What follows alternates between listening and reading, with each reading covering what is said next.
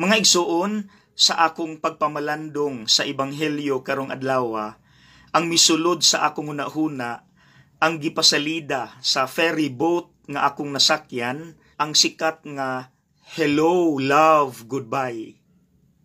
Pero mas natandog ko, dili sa love story, kundili sa pait nga kahimtang sa atong mga domestic helpers nga nagtrabaho sa gawas. Sakit kay tan-awon ang ilang struggles sa pagpangitag kwarta alang sa pamilya.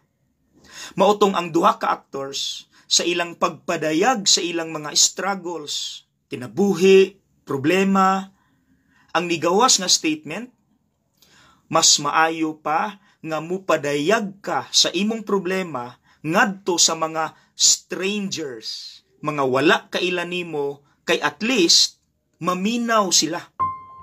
Well, binase sa atong experience, di ba? Kanang musulti tag problema sa atong mga suod kaayo nga pamilya or barkada, ang kasagarang epekto, kantsawan ka, baliwalaon lang, or kasab-an pahinuon. Mauna exactly ang nahitabo sa atong Ginoo diri sa Ebanghelyo karon. Nagsangyaw siya kabahin sa langit, ngadto sa iyang mga silingan, paryente, mga kababayang Hudiyo. Unsay epekto? Hapit na hinuon siya ihulog sa pangpang aron patyon. Samot pagyud sila kasuko, kay nihatag og examples ang atong Ginoo nga naay duha ka tawo nga dili Hudiyo, pero pag sinati nila sa Ginoo, sila hinuoy na minaw, sila hinuoy na bag-o. Murabag ang gustong isulti ni Jesus, may pa ang laing tao maminaw pa kaysa ninyo, imbis para ni ninyo kamo hinuoy gahig ulo. Mga igsuon, dili ikalimod, realidad na sa atong mga balay, di ba?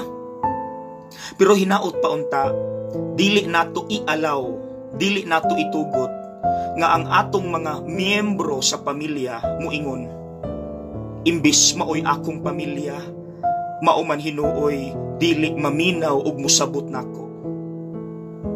Wala ko nag-ingon nga dili ta mo badlong.